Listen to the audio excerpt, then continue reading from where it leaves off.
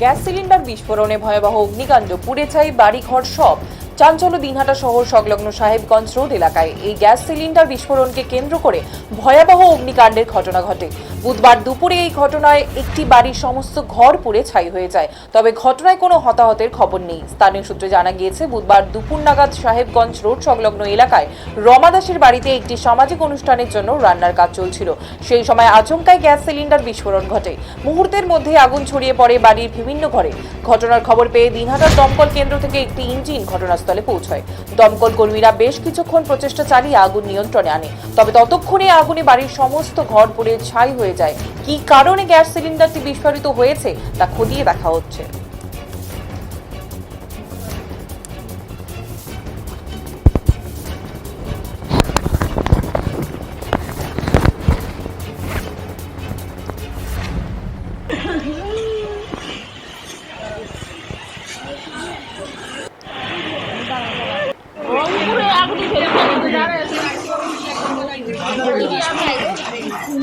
সেই রান্না হচ্ছিল, সেই সময় এই গ্যাস সিলিন্ডার ব্লাস্ট হয় এবং বলেন তো মাত্র গ্যাস বেরোচ্ছে, সঙ্গে সঙ্গেই বাস্ট হয়ে গেল। ওরা তো কেউ তো নাই, ওরা ওইলেই করে খায়, কাজ করে খায়। কাকুটা মারা গেছে আজকে মাছ মুখি।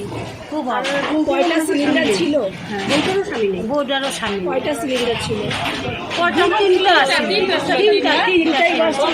তিনটা না, একটা বাস।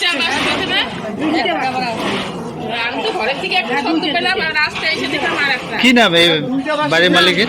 এর নাম হইল রমা দাস, ছেলের নাম হইল সংগ্রাম দাস। এই জায়গাটার নাম? এই জায়গাটার নাম আপনার নাম? আমার নাম। সেই রান্না হচ্ছিল, সেই সময় এই গ্যাস সিলিন্ডার ব্লাস্ট হয় এবং